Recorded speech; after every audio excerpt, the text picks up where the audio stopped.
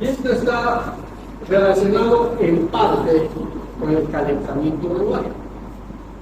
Entonces aquí falta Tolmu Quintero, debe estar cerca. En Bolivia, los serotipos circulantes son 4, el 1, 2, 3 y 4. Cada vez que se introduce un serotipo, se produce una epidemia. Entonces, en 2002, cuando se introdujo el 2 y el 3, tuvimos el primer caso de dengue hemorrágico en Santa Cruz.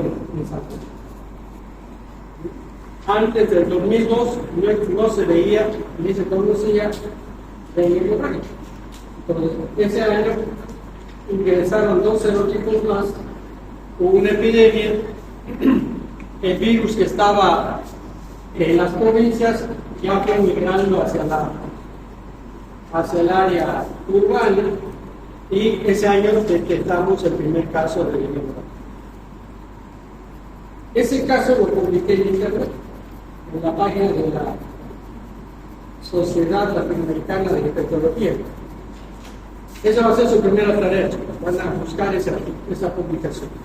Sociedad. Primer caso de dengue hemorrágico en Santa Cruz, en la Sociedad Internacional de Medicina Tropical. Bueno, entonces a partir de ese año, fíjense ustedes que han ido circulando siempre 3 serotipos. ¿De acuerdo?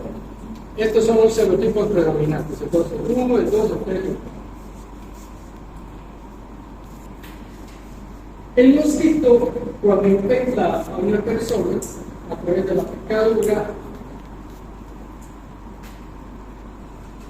inyecta el virus se introduce a partir de la piel, se reproduce en la piel y después produce síntomas.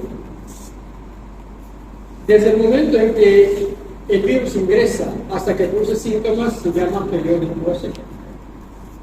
Ese periodo de incubación va de 4 a 14 días. Entonces, una vez que se produce la infección, el paciente tiene 2 opciones. O produce síntomas, que es la minoría, o no produce síntomas, que son la mayoría. Bueno, cuando produce síntomas, las opciones son 3. Fiebre indiferenciada, que puede durar un día. El paciente presenta malestar general, dolor de cabeza, cansancio y fiebre. Y al día siguiente despierta bien. Cuando se hace la investigación, se detecta que la causa fue dengue. ¿De acuerdo? Entonces, esa es la forma, una de las formas clínicas. Fiebre indiferenciada. El otro cuadro clínico es dengue clásico. ¿De acuerdo? Dengue.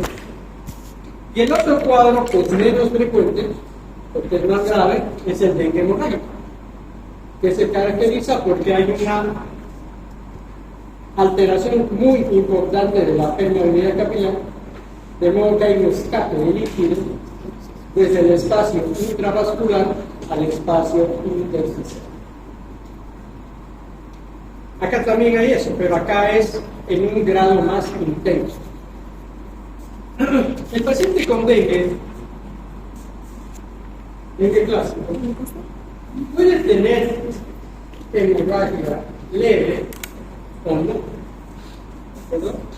Pues acá es dengue sin hemorragia, y acá dengue con hemorragia inusual, una hemorragia leve, un poquito de hemorragia a la base de los dientes, a cepillarse los dientes. En cambio, el paciente con dengue hemorrágico, debido a que tiene una gran pérdida de líquido, disminuye su volumen cardíaco y el paciente puede tener hipotensión sin llegar al shock, o tener shock hipovolémico. Eso se llama shock por dengue. Entonces, este cuadro clínico que vemos acá con el síntoma de hemorragia se llama dengue clásico. Y de acá a acá se llama dengue hemorrágico. ¿De acuerdo? Esa es las opciones de presentación. Así que, como vivimos en una zona tropical, donde el mosquito está en nuestra casa, en la casa del vecino, yo creo que todos o la mayoría de este curso han tenido dengue. Sí. Levanten la mano los que no han tenido dengue. Levanten. 1, 2, 3, 4, 5, 6, 7, 8. Bueno, es un dato interesante para investigar. Porque no han tenido síntomas, probablemente no hayan tenido dengue o hayan tenido dengue y eran asintomáticos. ¿De acuerdo? Pero fíjense ustedes, la mayoría tuvo dengue. ¿Cuántos tuvieron 2 veces dengue? Levanten la mano. Levanten, ¿no? 2 veces dengue. 1, 2, 3, 4, 5. ¿Cómo se llama? Miren, los síntomas de la primera vez fueron iguales a la segunda vez. Más intenso. Interesante. ¿Qué síntomas tuvo la segunda vez?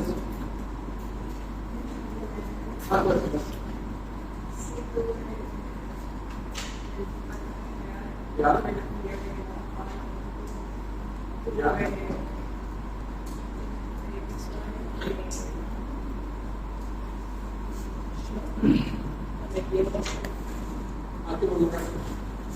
El sangrado, ¿por dónde tuvo sangrado?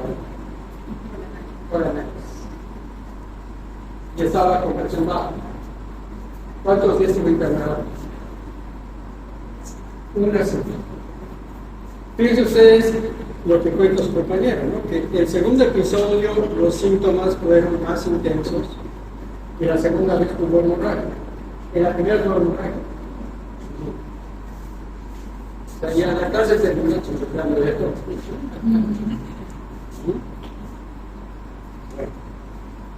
En la evolución natural, acá vemos el dengue clásico y el dengue hemorrágico. En la evolución natural, el paciente tiene fiebre, se deshidrata, el hematocrito empieza a aumentar y las plaquetas empiezan a disminuir. Y si uno mide la carga viral, en estos primeros 3 días la carga viral está alta. Entonces, en el periodo febril, en los primeros días, el método de laboratorio para confirmar la presencia del virus es el examen. La mayoría se recupera bien. Pero hay un grupo, como su compañera Emily, que entre el 4º, 5º y 6º día aparece lo que se llama el periodo crítico. ¿En qué sentido? De que la temperatura baja, pero aparece sangrado. La deshidratación se intensifica y la presión baja o hace shock, ¿no? ¿Qué pasa con el hematócrito? El hematócrito sube y hay una hemoconcentración y las plaquetas disminuyen a niveles muy bajos. ¿Se puede detectar virus en este periodo? No. Pero sí se detecta anticuerpos. ¿Cuánto tiempo dura? 2, 3 días. Pues en esos 3 días que el paciente tiene que estar internado, hay que ayudar al cuerpo del paciente para que se recupere sin complicaciones y de la manera más rápida.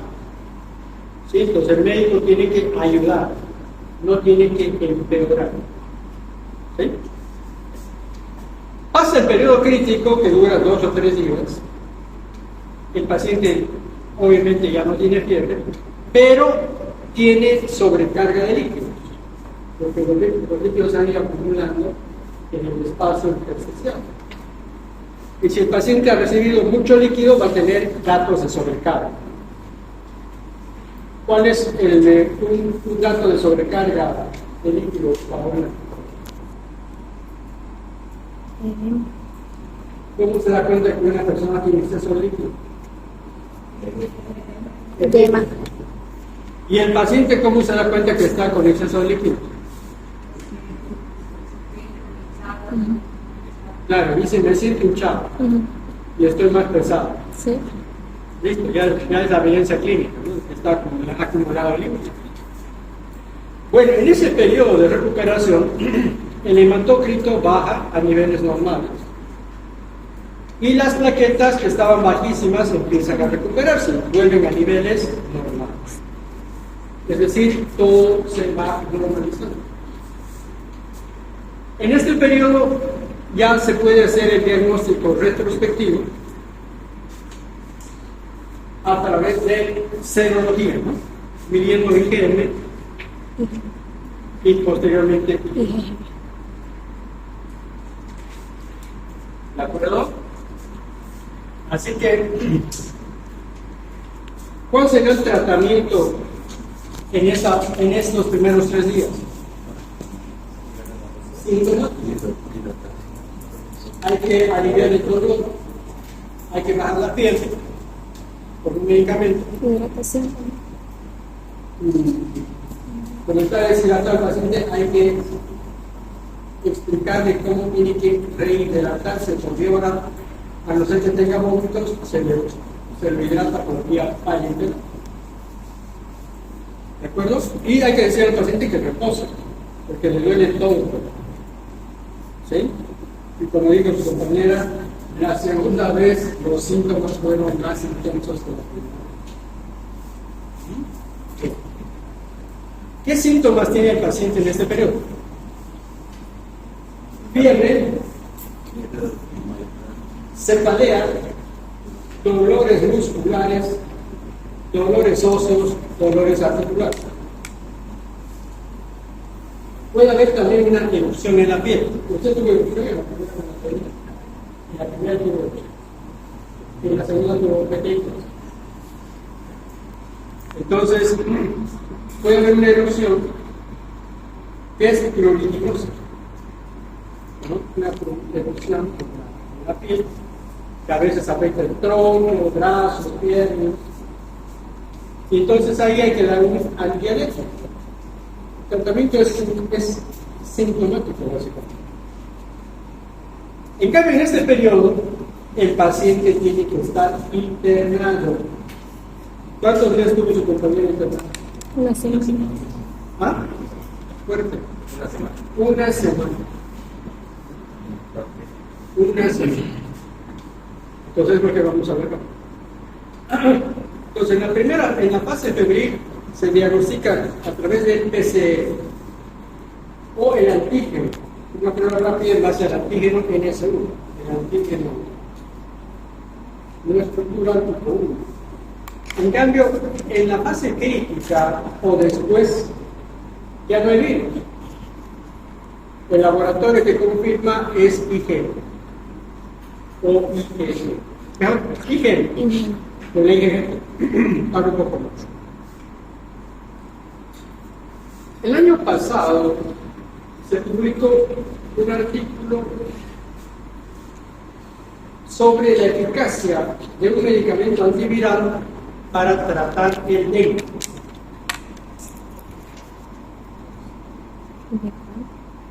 ¿Han escuchado que escucharon en estos 2 años de facultad o 3 que había un medicamento para tratar el dengue?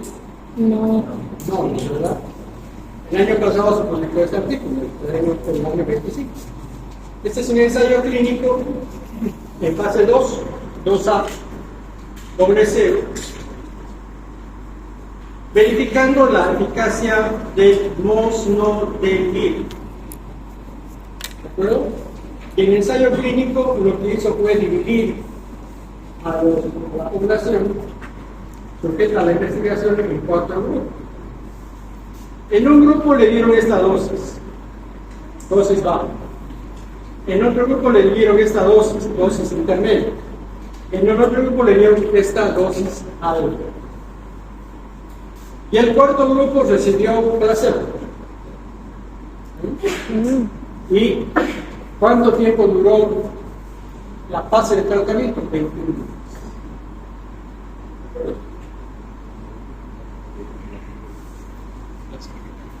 Como es un ensayo clínico controlado, van a investigar lo que significa RST, es Randomized Clinical Trial, pero ustedes lo van a investigar y me van a explicar qué significa RST. Como es un estudio controlado, prácticamente nada se deja al azar. Entonces, ¿qué hicieron? A los 4 grupos les inyectaron un antígeno del virus dengue tipo 3. O sea que todos tuvieron Dengue. ¿Ah? Todos tuvieron dengue. Y esto se aplicó en el 4º día de la dosis, de esa dosis de virus. Ahí está. Entonces, acá lo vemos en gráfico. Miren ustedes, recibió 1, 2, 3, 4, 5, la dosis alta, la dosis de inducción, y ahí se coloca, les inyectaban les inyectaban el virus para que tengan dengue. ¿De acuerdo? Y después les daban la dosis del mantenimiento de 200, de 50. La fase de tratamiento duró 21 días y después se hizo los seguimientos con carga viral. ¿De acuerdo? Ese tratamiento de Molnupiravir es por vía oral.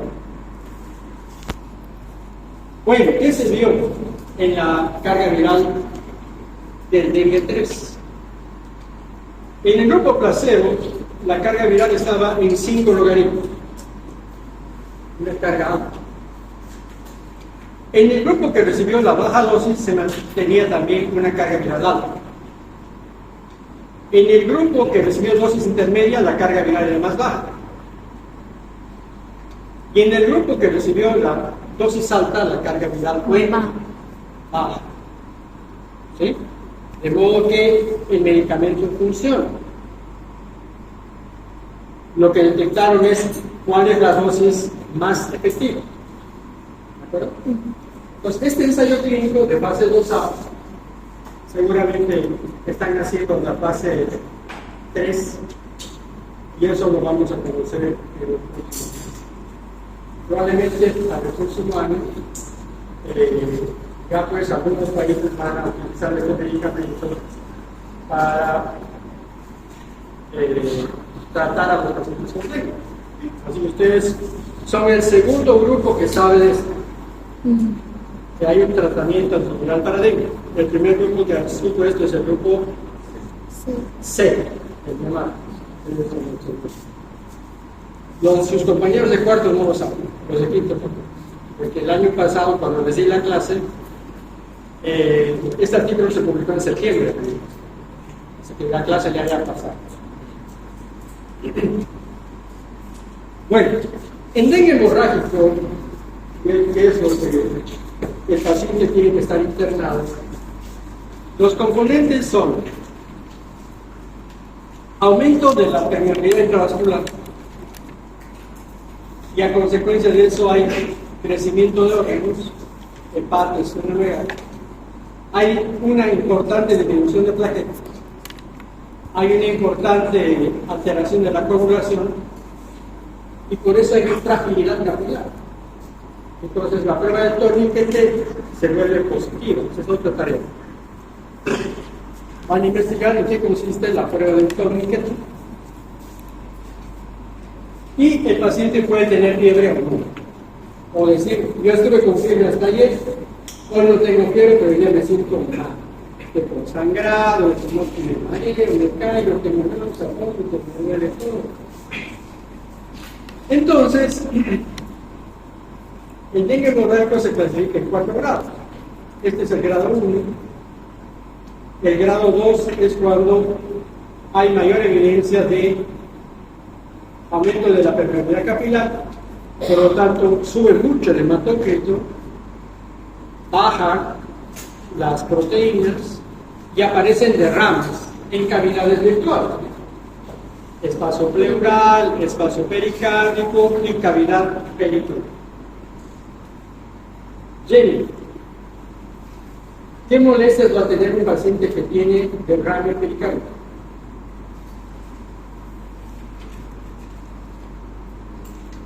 Acumulación de líquidos en el espacio pericárdico. ¿O no va a tener? ¿Ah? Exacto, va a tener dolor precordial. ¿Ese dolor precordial se parece a la del infarto agudo del miocardio? Pueden llegar. No se parece. Porque el infarto dura poco tiempo. En cambio, el dolor del derrame pleural es constante. Y es decir, más bien va aumentando. Porque cada día aumenta más líquido. Pero el síntoma más importante es dolor precordial no anginoso, no es por espasmos de la coronaria, es porque hay acumulación de líquido. Y entonces el paciente puede tener derrame pleural, derrame pericárdico, líquido en cavidad peritoneal y obviamente va a tener síntomas, ¿no? Cuando aparece eso estamos hablando de grado 2. Cuando esta pérdida de líquido es muy importante, el paciente empieza a tener modificaciones en la presión arterial de la hemodinamia. Hay hipovolemia y alteraciones en la coagulación, lo que dijo su compañero. Tuve sangrado. Eso ya es un grado 3. Si esto no es adecuadamente tratado, el paciente entra en shock hipovolémico. La coagulopatía se transforma en coagulación intravascular diseminada. Obviamente hay más sangrado y el paciente tiene alto riesgo de muerte. Eso es grave. Entonces, uno tiene que evaluar en el paciente el diagnóstico inicial y si están apareciendo complicaciones. Todo esto son, Roxana, complicaciones. ¿No? Todo esto que estamos viendo es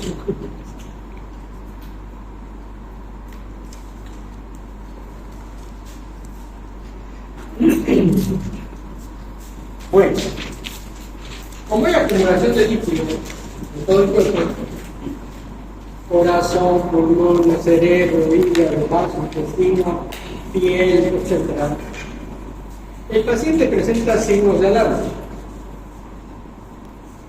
dolor, vómito, sangrado, somnolencia, agitación, crecimiento de órganos y en el laboratorio aumento de hematócrito, disminución de proteínas y disminución de una disminución importante de las proteínas. Yo cuando en época de 2009, cuando tuvimos la segunda epidemia de dengue, tuve pacientes que llegaron a tener 3.000 3.000. Y lo que hicimos fue ir al daño, pasaba visita, le decía a la enfermera, hagan una carga de 300 centímetros, que aumentaba la hidratación, le hidrataba por boca, al día siguiente otro hemograma y las plaquetas empezaron a subir. No hubo necesidad de ponerle sangre ni plaquetas, porque lo que hicimos fue hidratar. Entonces el paciente tiene que estar interno, porque hay signos de alarma, porque el paciente está en dengue hemorrágico. Acá los criterios de internación, con lo que vimos en la diapositiva anterior, hay que ser claro. Pero acá, digamos, hay algunos datos más objetivos: taquicardia, llenado capilar lento, piel pálida, moteada, fría, disminución de los pulsos periféricos. Todo esto es evidencia de hipovolemia, hipoperfusión, cambios en el estado mental, poliuria, el aumento súbito del hematócrito, la disminución súbita de las plaquetas, la presión de pulso que cae a menos de 20. Otra tarea. ¿En qué consiste, cómo se calcula la presión de pulso o la presión diferencial? Entonces, cuando uno atiende al paciente con con dengue hemorrágico, hay que controlar varias veces cómo está su inmunidad. Presión arterial, ¿sí? Bien. Y acá la hipotensión arterial. Bueno, este algoritmo habla del tratamiento del shock compensado. Es decir, el paciente que tiene hipotensión sin llegar a criterios de shock. O sea, sistólica de 90. ¿De acuerdo? Que tiene todavía producción disminuida, pero no muy disminuida de orina. Es un shock compensado. Como sabemos que el paciente se está deshidratando cada hora, hay que hidratarlo. ¿Cómo? Aplicando una solución cristalina en esta dosis. 5 a 10 mililitros por kilo de peso por hora en una hora. Entonces vamos a suponer que su compañera pesa 55 kilos. ¿Está bien? ¿Ah? Correcto. Tengo un buen ojo clínico también. Bueno, calculemos con 55. ¿Cuánto deberíamos darle? 550 mililitros. Se pasa una carga rápida en una hora de eso. Y terminando la carga, ¿qué tengo que hacer? Si el paciente está a punto de entrar en shock y le paso medio litro de solución, terminando eso, ¿qué tengo que ver? Que haya mejorado. Entonces, si mejora, le sigo pasando líquidos en un volumen menor. Pero si no mejora, ¿qué tengo que hacer? Evaluar nuevamente el hematócrito, y si el hematócrito sigue subiendo, quiere decir que estoy en una carrera. Yo estoy tratando de pasar el líquido, pero la microcirculación está eliminando a mayor velocidad. ¿Sí? Entonces tengo que alcanzar y tratar de pasar. Y por eso le voy a dar una segunda carga de un bolo más importante, 10 a 20 mililitros, y otra vez vuelvo a medir cómo está su hemodinamia.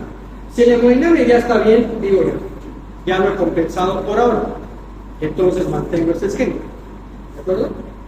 Entonces, por eso digo, cuando uno tiene un paciente con dengue hemorrágico, hay que estar aplicando la fisiología, la fisiopatología cada hora.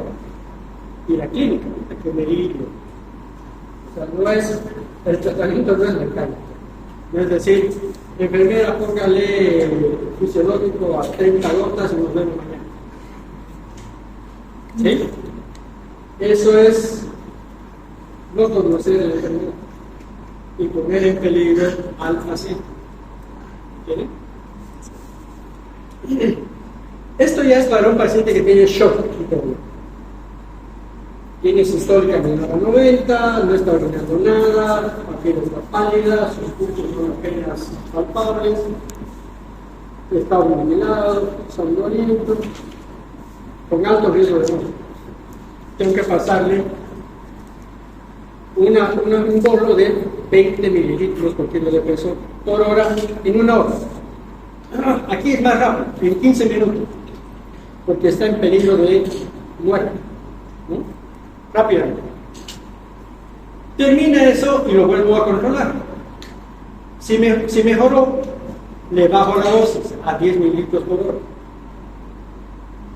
Pero si no mejoró, le vuelvo a pasar otro bolo de 20 mililitros por hora. ¿Entienden? O sea, hay que estar evaluando la respuesta cada hora. ¿Sí? ¿Esto se necesita tener en terapia intensiva? No. En sala. Solo el que necesita que haya un médico que sepa lo que está haciendo y que sus internos y residentes entiendan lo que está pasando para que ellos ayuden en la recuperación. Una preguntita, ¿por qué en shock cambiamos el lactato por isotónico? No, el lactato es el líquido que yo utilizo es Ringel lactato, que es mejor que la solución fisiológica. Es que en el anterior decía lactato, pero este dice Acá dice Fluido solución isotónico. cristaloide, solución cristaloide. A ver, vamos a ver. Igual, solución cristaloide. Se dice un cristaloide. Ah, ahí, mira. Ya. Ah, Un cristaloide. Entonces, yo en las primeras dos epidemias del año 2002 y el 2009 usé isológico. Pero a partir del 2009 yo ya no uso isológico, utilizo regelactato. Porque el regelactato es superior a la solución isológica. Esa es tercera tarea. Investigar por qué el regelactato es superior a la solución isológica. ¿De acuerdo? fue mi error porque leí mal. El primero que estaba más comprimido pensé que decía tectónico. No dice cristaloide. Cristaloide. Bueno, esto lo pasamos porque esto es más fisiopatología de la tesis. El dengue grave es el que tiene signos de alarma, es el que se acompaña del shock compensado por shock hipovolémico, y las alteraciones son básicamente tres.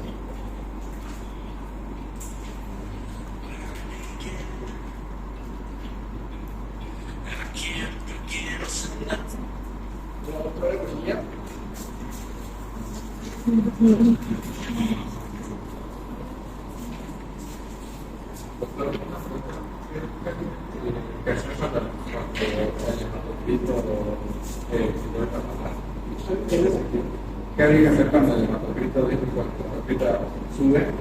Hay que dar una El doble. y cuando el hematocrito va O sea, ya.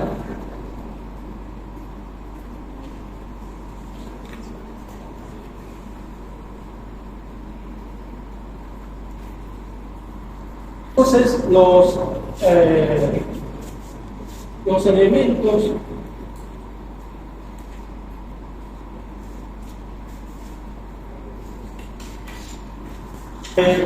los elementos son extravasación de líquidos, hemorragia y difusión grave de órgano.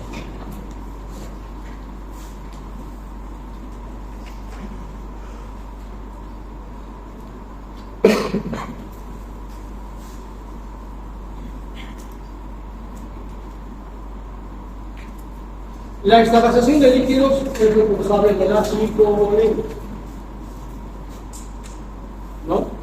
Entonces el virus separa las células, las uniones estrechas, y por ahí se produce la pérdida del escape.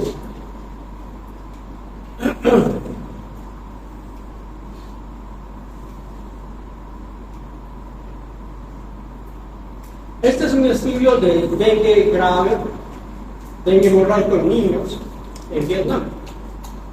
1.700 niños internados con shock y murieron 8. Es decir, el riesgo de muerte es menor al 1% cuando hay casos graves. Si es mayor al 1%, hay alguna falla. O el paciente llega casi muerto, o los que lo atienden no saben eso. Bueno, ¿qué síntomas eran predominantes?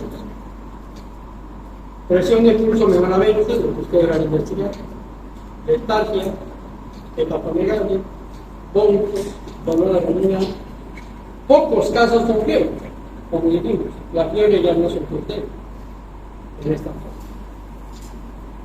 33% sin sangrado, o sea que el 67% es 2% con hemorragia digestiva, 7% no se podía escuchar la presión, 26% estaban con hipotensión. Bueno, ¿qué usaron? Este es un trabajo publicado en 2013. ¿Qué usaron en Vietnam? Regelactato. Lo que ustedes van a investigar. ¿Por qué se usa regelactato? Así que ese es uno de los pilares, ¿no? La extravasación plasmática. El segundo pilar es la hemorragia. que se produce porque hay alteraciones en la coagulación y en las plaquetas. Este es un trabajo muy interesante, publicado en 2001 en una revista de biología médica. Aquí se ve el comportamiento de las plaquetas en dengue hemorrágico y en dengue clásico, ¿no? Acá vemos en cuadrados en blanco, dengue clásico. Cuadrados de color negro, dengue hemorrágico. ¿Qué se ve? A los 5 días de haber empezado la fiebre, las plaquetas en ambos grupos disminuyen, cerca de 100 kilos. Y después empieza a subir y recuperarse en el dengue clásico. En cambio, en dengue hemorrágico, baja más. El otro comportamiento, la alteración de la coagulación, el tiempo parcial de tromboplastina. Al 4.º día, en dengue clásico, prácticamente no se modifica el tiempo parcial de tromboplastina, sino empieza a modificarse un poco entre el 7.º y 8.º día. En cambio, en dengue hemorrágico, en el 4.º día, en la fase crítica, el tiempo parcial de tromboplastina está muy alto. Entonces hay dos razones que justifican la hemorragia: la trombocitopenia y el alargamiento del tiempo parcial. Bueno, tareas. Valores normales del tiempo parcial de tromboplastina.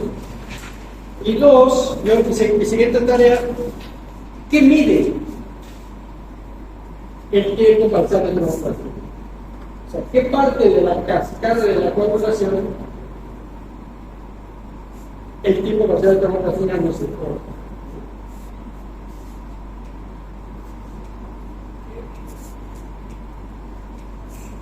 Bueno, el otro elemento es la disminución de las plaquetas.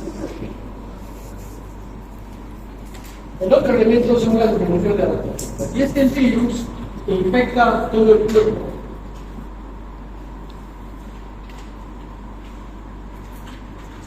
Todas las células. Y una de las células que quedan infectadas son las que producen en la médula ósea glóbulos rojos, blancos y plaquetas. De tal manera que esta hormona está disminuida.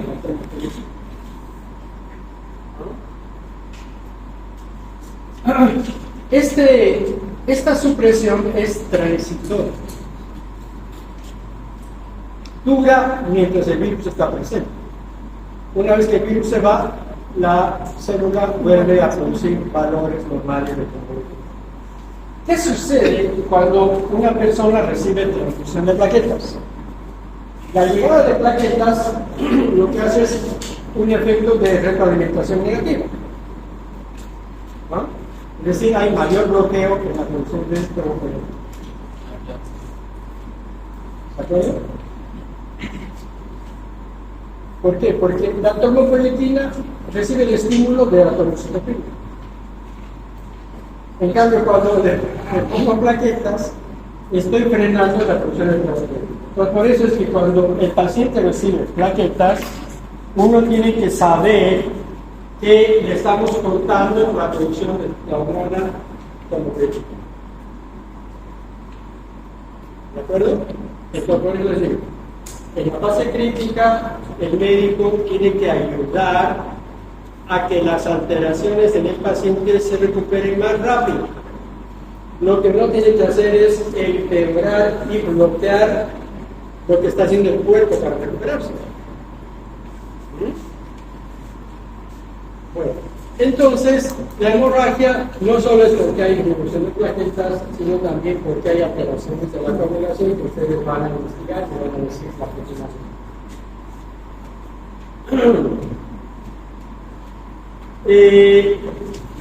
Todo el cuerpo se infecta.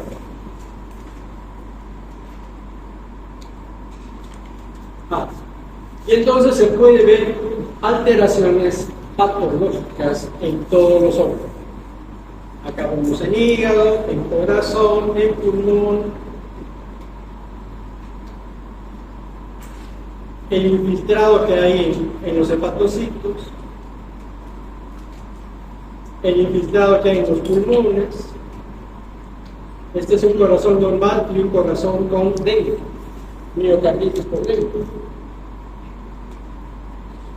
Alteraciones en el cerebro, el paciente tiene encefalopatía, en realidad es una encefalitis por dengue, acá se ve en la persona encefalítica. Este es un estudio sin contraste, este es un estudio con contraste, pero que muestra las zonas alteradas por el virus. Entonces, el virus no solamente afecta a la piel y las articulaciones y los huesos, todo el cuerpo está afectado.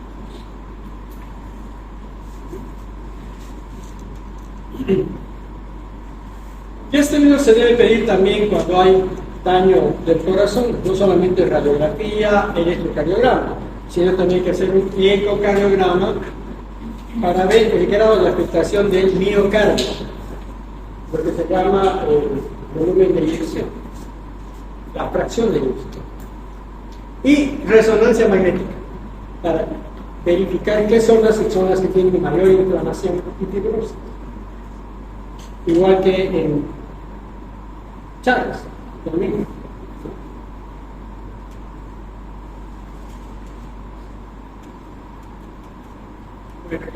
Ahí termina la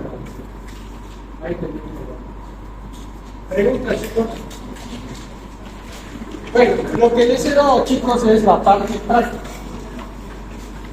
Algunos detalles no los hemos desarrollado. Desde Tesla recién, más de tecnología, las nueve recaptadas,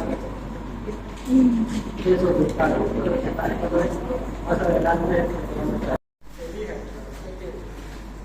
preguntar o ser preguntado.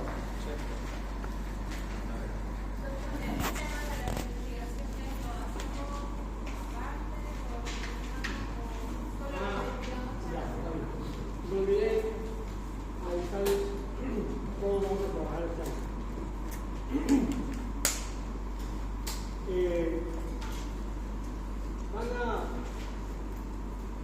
Van a hacer un cuaderno donde van a poner sus apuntes, donde van a completar con las tareas y donde van a enriquecer con su investigación. ¿De acuerdo? No, en cualquier clase necesitan ese cuaderno. O sea, le tenemos que mostrar los apuntes y tareas de... No, pues su cuaderno. Diga, hoy día es 2, ¿no?